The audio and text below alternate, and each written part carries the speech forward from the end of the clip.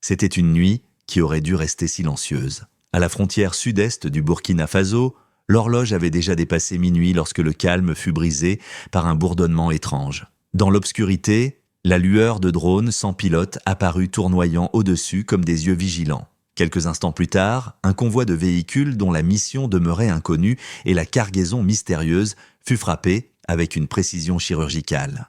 À l'aube, il ne restait rien d'autre que des carcasses de métal tordues et de la fumée s'élevant vers le ciel. Le monde s'éveilla face à des gros titres impossibles à ignorer. Une frappe de drone au Burkina Faso. Pourtant, l'histoire la plus profonde n'était pas l'explosion elle-même, mais les questions qu'elle soulevait. Qui avait autorisé cette opération ?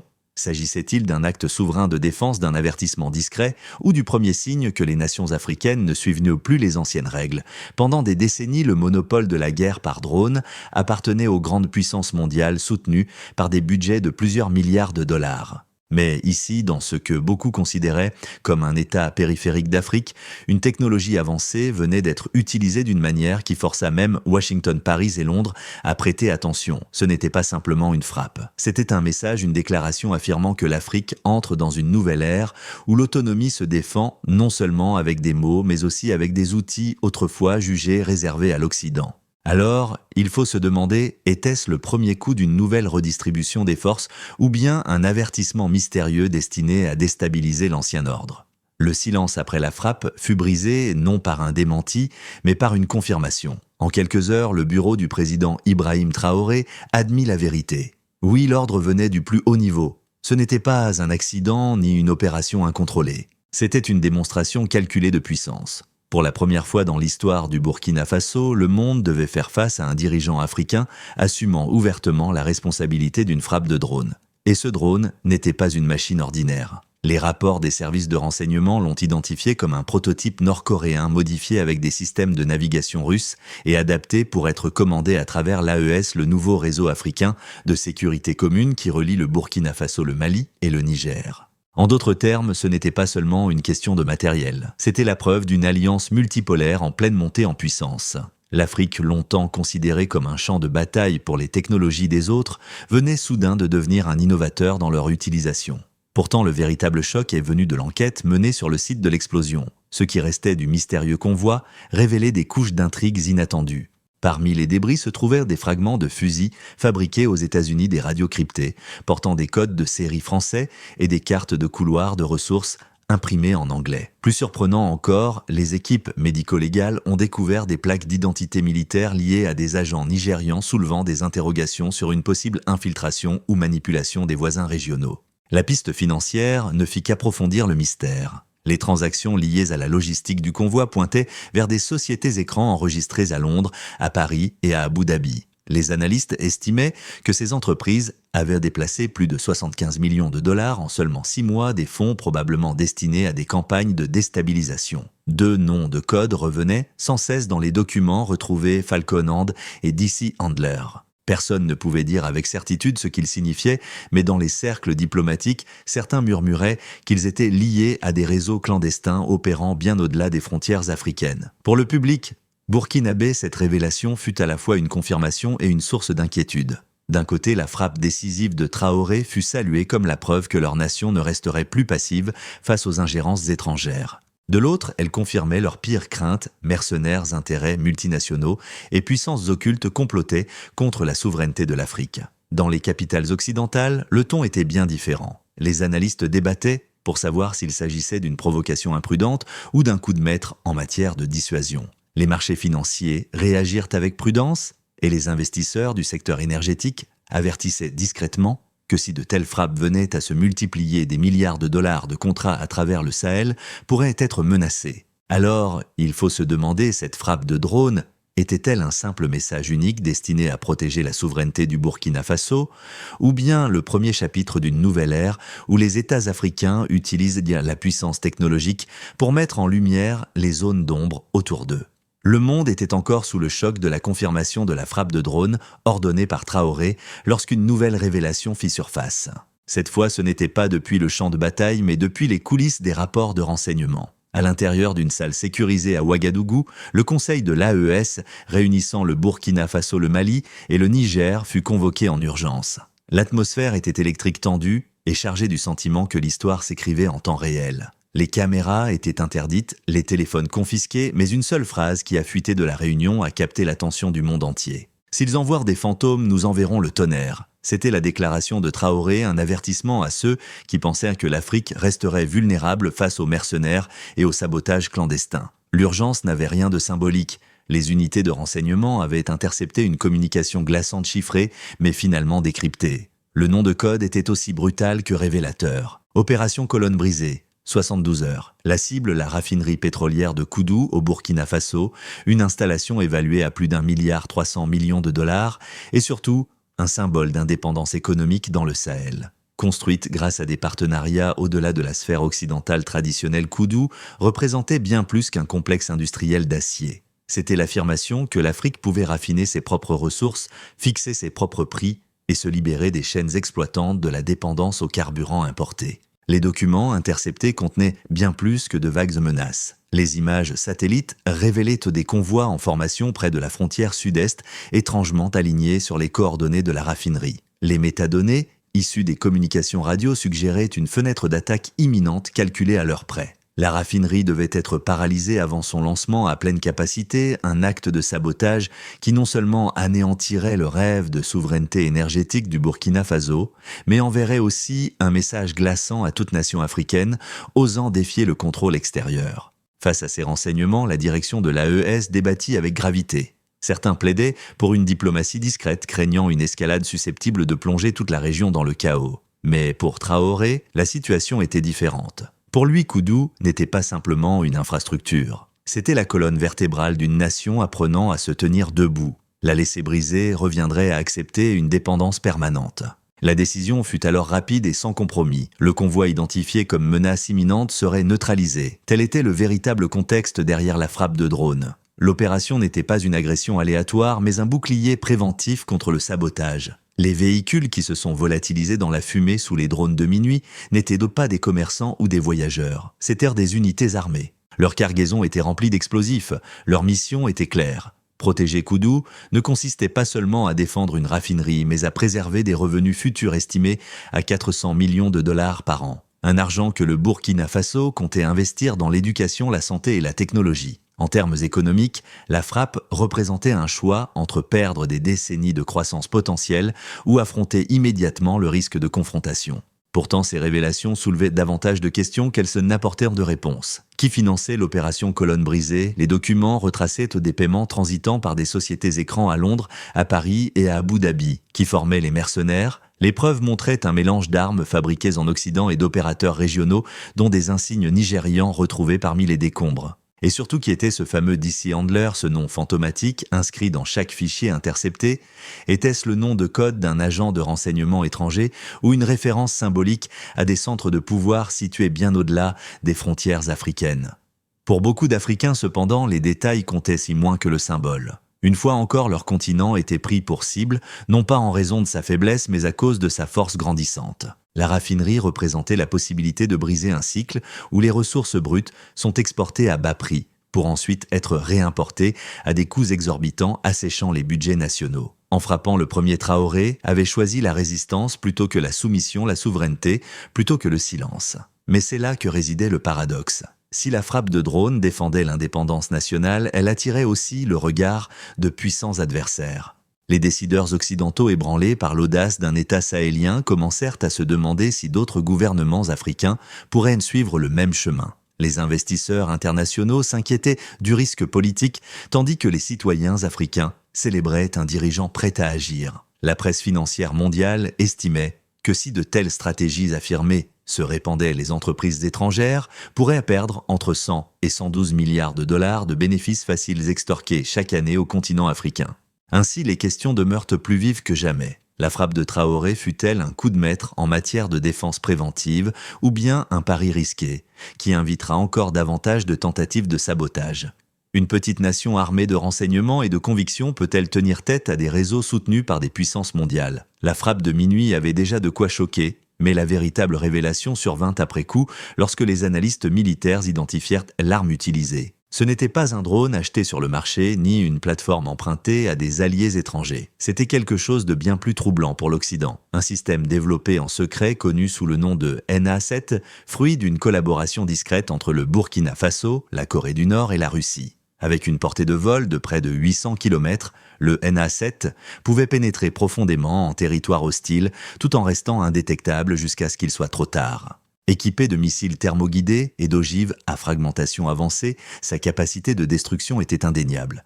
Mais ce qui stupéfia le plus les experts militaires, c'était sa précision. Propulsé par un système de navigation guidé par intelligence artificielle et intégré au réseau crypté de l'AES, le NA7 démontra une capacité à frapper une cible avec une exactitude chirurgicale accomplissant sa mission en seulement 12 minutes entre l'ordre et l'exécution. Les observateurs internationaux reconnurent une vérité gênante. Ni les États-Unis ni la France n'avaient démontré un tel niveau d'efficacité opérationnelle au Sahel. Les drones occidentaux s'appuyaient souvent sur des relais satellites vulnérables au brouillage et comportaient un risque plus élevé de victimes civiles. Le NA7, en revanche, délivrait l'impact sans dommages collatéraux, ce qui lui valut dans les cercles de défense le surnom de la lame, propre de Ouagadougou. Pour le Burkina Faso, le symbole était immense. En une seule opération, le pays avait changé de statut, passant de pion entre les mains des grandes puissances à celui de nations capables de déployer une technologie de pointe issue d'alliances stratégiques. Pour l'Afrique, une question plus large se posait. Si l'un des plus petits États du continent pouvait développer une telle capacité, que deviendrait-il possible si d'autres suivaient le même chemin? Et pour l'Occident, le NA7 représentait un dilemme inquiétant. Allait-il s'adapter à une nouvelle Afrique capable de défendre sa souveraineté grâce à des outils avancés, ou allait-il chercher à la fragiliser avant que l'équilibre des forces ne bascule davantage? La frappe n'avait peut-être duré que quelques minutes, mais les secousses politiques qu'elle déclencha allaient résonner pendant des mois. Lorsque les enquêteurs fouillèrent les débris du convoi détruit, ils mirent au jour des preuves qui stupéfièrent la région. Les prétendus mercenaires n'étaient finalement pas de mystérieux hommes de l'ombre. C'étaient d'anciens membres des forces spéciales nigérianes, des hommes qui avaient autrefois porté l'insigne de l'une des plus grandes armées d'Afrique de l'Ouest. Leur dossier d'entraînement discrètement divulgué à la presse révélait quelque chose de plus troublant encore. Beaucoup avaient été formés dans des bases, financées, approvisionnées et parfois même supervisées par des partenaires occidentaux. Pour le gouvernement de Traoré, cette révélation confirmait ce que beaucoup soupçonnaient depuis longtemps. La déstabilisation de l'Afrique ne venait pas toujours de figures étrangères anonymes, mais bien de l'intérieur à travers des soldats reconvertis en contractuels privés après des carrières façonnées sous tutelle étrangère. Les implications étaient immenses. Un État voisin pouvait-il réellement prétendre à l'ignorance lorsque ces anciens militaires apparaissaient dans des convois visant à saboter la raffinerie la plus stratégique du Burkina Faso? Ou bien le Nigeria lui-même était-il pris au piège d'une toile de dépendance et de manipulation incapable de contrôler ses propres vétérans? Les forces qu'ils avaient autrefois formées, l'enquête numérique alla encore plus loin. Les analystes retracèrent dans des communications chiffrées du réseau de mercenaires jusqu'à des serveurs situés à Langley en Virginie, le cœur symbolique du renseignement américain. Bien que Washington n'ait offert aucune reconnaissance officielle, la présence de telles empreintes numériques déclencha un vif débat dans les médias africains et internationaux. S'agissait-il d'une preuve d'intervention directe ou simplement d'un écran dressé par des acteurs rompus à la désinformation? Pour les alliés de Traoré, le mobile était clair. Son gouvernement avait franchi toutes les lignes rouges de l'ancien ordre, nationalisé les actifs pétroliers autrefois contrôlés par les multinationales, expulsé les forces françaises des bases sahéliennes et refusé les conditions du FMI qui aurait enchaîné le Burkina Faso à une nouvelle génération de dettes. Aux yeux des puissances établies, ces mesures n'étaient pas des réformes, c'étaient des provocations. Mais aux yeux du peuple burkinabé, elles représentèrent des actes de libération. Les capitales occidentales murmuraient sur une possible escalade, mais dans les rues africaines, on voyait autre chose, un dirigeant prêt à défendre la souveraineté, non pas par de simples discours, mais par des actions décisives. Les marchés aussi sentirent la tension. Les analystes en énergie avertissaient que si la guerre par drone devenait le nouvel outil de défense des ressources, des contrats évalués à 15 à 20 milliards de dollars par an à travers le Sahel pourraient être compromis. Les investisseurs s'inquiétaient tandis que les Africains ordinaires posaient une question plus simple: pourquoi notre pétrole, notre or et nos terres devraient-ils toujours être sécurisés pour les autres avant de nous servir nous-mêmes? Ainsi, la frappe de drone devint plus qu'un simple événement militaire. C'était un miroir tendu au monde reflétant à la fois la détermination de l'Afrique et le désespoir de ceux qui avaient longtemps profité de sa faiblesse. Mais voici la question lancinante, si le Burkina Faso a pu mettre à jour ses mains cachées, combien d'autres nations commenceront désormais à scruter les ombres derrière leur propre crise? La poussière de la frappe de drone n'était pas encore retombée, que le capitaine Ibrahim Traoré se tenait déjà devant les micros. Ces mots tranchants et délibérés résonnèrent à travers toute l'Afrique. Si vous envoyez des agents dans l'ombre, ne soyez pas surpris quand nous envoyons le feu. Ce n'était pas seulement une déclaration militaire, c'était l'affirmation d'une doctrine, la promesse que le Burkina Faso et ses alliés du Sahel ne plieraient pas en silence face aux mains invisibles.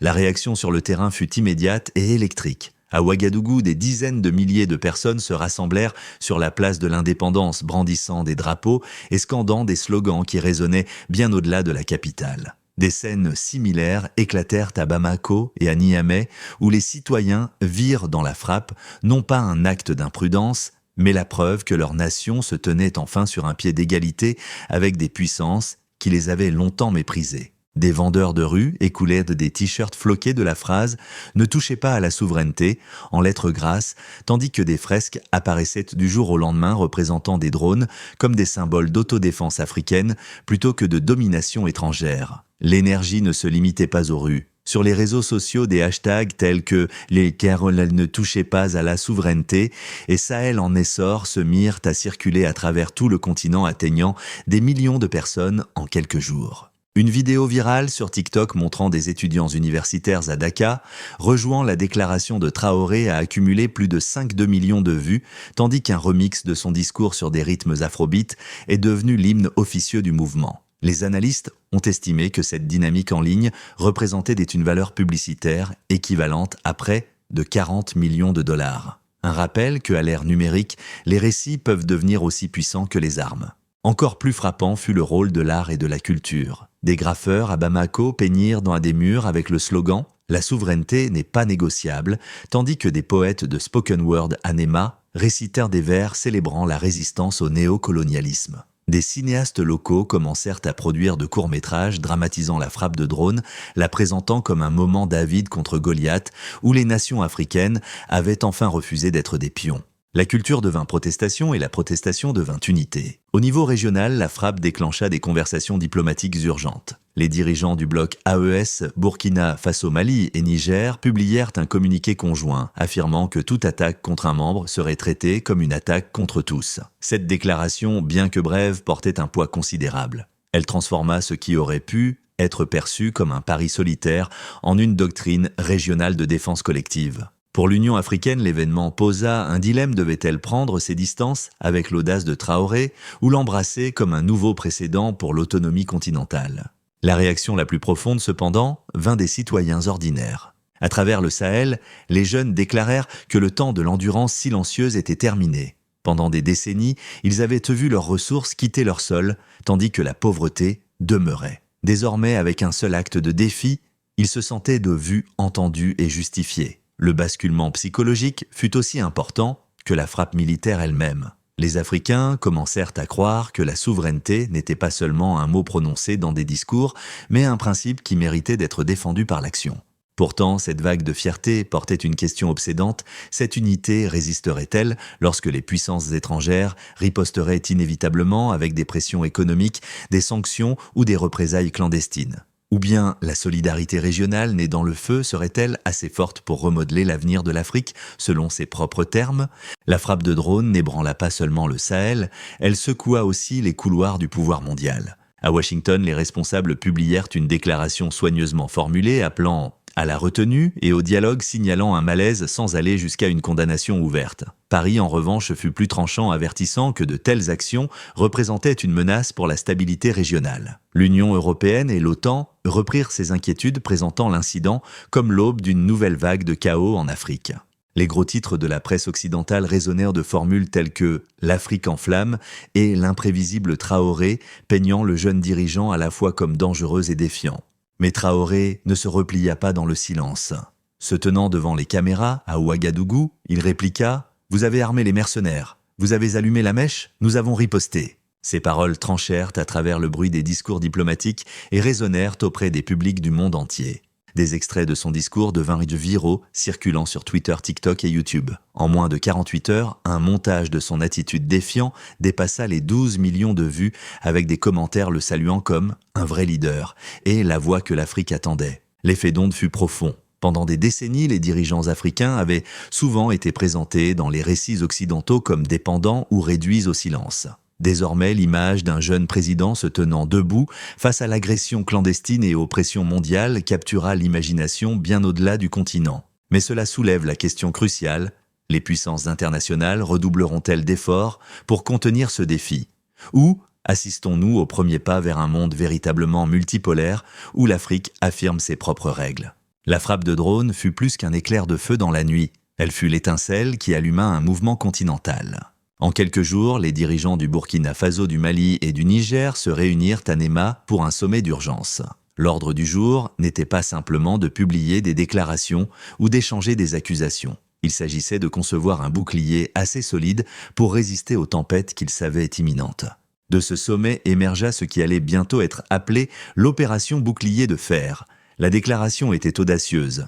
Les trois nations allaient intégrer leurs renseignements militaires, tirer parti des données satellitaires issues de nouveaux partenariats avec la Russie et la Chine et établir un centre de commandement commun. Plus jamais, chaque pays ne ferait face seul aux opérations clandestines de déstabilisation. De Ouagadougou à Bamako, en passant par Niamey, les lignes de communication cryptées furent reliées dans un seul réseau AESNet conçu pour détecter les menaces avant qu'elles ne frappent. En outre, les dirigeants annoncèrent des patrouilles aériennes conjointes, déployant drones et avions de chasse sous un même drapeau. L'engagement fut résumé en une phrase qui électrisa leurs citoyens. Une attaque contre l'un est une attaque contre tous. Pour le Sahel, c'était sans précédent. Pendant des décennies, la coopération militaire avait été fragmentée, souvent encadrée par des missions occidentales comme l'opération Barkhane de la France ou les déploiements de l'ONU. Mais l'opération Bouclier de fer était différente. Elle était dirigée par des Africains, financée par des Africains et enracinée dans la conviction que la souveraineté ne pouvait plus être sous-traitée. À Washington, des analystes estimèrent que si l'alliance se maintenait, elle pourrait permettre à ces nations d'économiser chaque année des centaines de millions de dollars auparavant consacrés à l'externalisation de la sécurité des fonds qui pourrait désormais renforcer les économies locales. Les effets d'onde se propagèrent rapidement. Le gouvernement de transition de Guinée envoya des observateurs exprimant son intérêt à rejoindre l'initiative. Le Tchad, bien que prudent, reconnut qu'un mécanisme de défense collective pourrait aider à stabiliser ses propres frontières instables. Même la République centrafricaine manifesta sa volonté de s'aligner, présentant l'initiative comme la première véritable force militaire africaine et non une solution importée. Dans toute la région, les citoyens ordinaires lui donnèrent un nom à eux, le premier bouclier de l'Afrique. Des célébrations de rue résonnèrent de cette fierté. À Bamako, des fresques apparurent, représentant les trois dirigeants, sous un bouclier métallique portant l'inscription « La souveraineté, c'est la défense ». À Ouagadougou, des étudiants organisèrent des hackathons pour proposer des innovations pour AESNet, tandis que des musiciens locaux sortirent des morceaux célébrant la génération bouclier de fer. Sur les réseaux sociaux, des hashtags comme Iron Shield et African Defense devinrent viraux, accumulant plus de 20 millions d'impressions en une semaine. L'énergie était contagieuse. Soudain, la sécurité n'était plus perçue comme un cadeau venu de l'extérieur, mais comme un droit que les Africains pouvaient revendiquer eux-mêmes. Pourtant, le symbole allait plus loin. Pendant des décennies, les critiques de la politique africaine avaient soutenu que le continent ne pouvait pas s'unir militairement ou politiquement sans médiation extérieure. L'opération Bouclier de fer démantela ce récit du jour au lendemain. Ici, des nations, autrefois décrites comme fragiles, mettaient désormais en place des patrouilles conjointes, des protocoles de cryptage et des accords de partage satellitaire que même certains membres de l'OTAN avaient eu du mal à coordonner. Comme l'a dit un commentateur ouest-africain, ce n'est pas seulement de la défense, c'est la dignité avec des ailes. Mais avec la fierté vint aussi le péril. Les think tanks occidentaux avertirent rapidement que l'opération Bouclier de fer pourrait déstabiliser les cadres de sécurité existants. Traduction, elle menaçait de marginaliser les bases militaires étrangères et de réduire l'influence des missions internationales. Les médias français s'inquiétèrent de voir émerger un nouveau bloc sahélien échappant à la supervision occidentale, tandis que des analystes américains redoutaient que l'AES ne se tourne complètement vers Moscou et Pékin. Les marchés, eux aussi, étaient nerveux. Les investisseurs du secteur énergétique craignaient que si le modèle du bouclier de fer se répandait des contrats de ressources évalués entre 10 et 15 milliards de dollars par an ne soient renégociés à des conditions moins favorables aux entreprises étrangères. Pourtant, la dynamique politique était indéniable. Dans les marchés et les villages du Sahel, les gens voyaient quelque chose de plus grand que la géopolitique. Ils voyaient de l'espoir, l'espoir que leurs enfants puissent grandir dans des pays capables de se défendre. L'espoir que la souveraineté ne soit plus seulement de la rhétorique. L'espoir que l'Afrique puisse forger un bouclier non seulement fait d'acier et de code, mais aussi d'une volonté collective. Et pourtant, une question persiste, l'opération bouclier de fer peut-elle survivre à l'immense pression qu'elle ne manquera pas d'affronter, qu'il s'agisse de sanctions de cyberattaques ou de la poussée implacable de ceux qui profitent d'une Afrique fracturée, ou bien est-ce le début d'une nouvelle doctrine, une doctrine qui redéfinira la place de l'Afrique dans l'équilibre des pouvoirs du XXIe siècle. La nuit de la frappe de drone n'a pas seulement changé les tactiques, elle a changé la doctrine. Depuis Ouagadougou-Traoré dévoila ce que l'on appelle désormais la nouvelle doctrine du Sahel. Toute force étrangère, opérant sans enregistrement formel, sans coordination ni transparence, serait considérée comme hostile, neutralisée immédiatement et exposée devant le monde entier. Plus de bases dissimulées, plus de conseillers franchissant les frontières en secret, plus d'ombres dictant l'avenir des nations souveraines. Ce n'était pas simplement une déclaration militaire. C'était une proclamation d'indépendance psychologique. L'effet fut immédiat. Les capitales occidentales, longtemps habituées à traiter l'Afrique comme un échiquier, recalculèrent les coûts. Les responsables de la défense française retirèrent discrètement des éléments de leurs avant-postes isolés. Pendant ce temps, des analystes américains reconnurent que le prix de l'intervention au Sahel avait dépassé le seuil de soutenabilité estimé à plus de 4,6 milliards de dollars par an rien que pour la France. La doctrine renversa l'équilibre. Au lieu que l'Afrique absorbe la pression de la présence étrangère, le fardeau reposait désormais sur ceux qui osaient intervenir. Pour les Africains ordinaires, c'était plus que de la géopolitique. C'était la preuve que la dignité pouvait être inscrite dans une politique. Étudiants, paysans et commerçants commencèrent à répéter un nouveau mantra « Pas de souveraineté, pas d'avenir ». Mais la question demeure, cette doctrine inspirera-t-elle un réveil continental ou provoquera-t-elle une tempête de représailles de la part de ceux qui redoutent une Afrique libérée? La conclusion de cette histoire ne fut pas murmurée. Elle fut proclamée avec fracas. Debout devant son peuple et devant le monde, les mots de Traoré transpercèrent le vacarme de la diplomatie et des jeux de pouvoir. La peur est pour ceux qui empruntent le pouvoir. Nous l'avons construit. Avec cette seule phrase, il redéfinissait le champ de bataille des idées. L'Afrique ne parlait plus depuis une position de défense en quête de reconnaissance. Elle traçait désormais sa propre ligne ferme et inébranlable, une frontière inscrite non sur du papier, mais dans une volonté collective. Ceci est bien plus qu'une doctrine de sécurité. C'est un cadre de dignité. Lorsqu'un continent longtemps traité comme un pion commence à s'exprimer en tant que joueur, les règles du jeu mondial se transforment inévitablement. En refusant d'être définie par des menaces extérieures, l'Afrique choisit désormais de se définir par la souveraineté, la compétence et l'unité. La nouvelle ligne rouge africaine ne concerne pas seulement les drones, les frontières ou les ressources. Elle concerne avant tout un état d'esprit. C'est l'audace de dire « nous ne serons pas dirigés, nous ne serons pas réduits, nous ne serons pas ignorés ». Pour les éducateurs, ce moment est une leçon sur la manière dont les idées façonnent l'histoire. Pour les décideurs politiques, c'est un rappel que la légitimité naît du peuple et non d'une imposition venue de l'étranger. Et pour les citoyens du monde entier, c'est une invitation à réfléchir. Quand la dignité s'organise, qui peut la faire taire? Alors je vous pose la question, croyez-vous que cette ligne rouge puisse transformer l'avenir de l'Afrique? Commentez ci-dessous, partagez ce message et enregistrez cette vidéo. L'histoire est en train de s'écrire et vous en faites partie.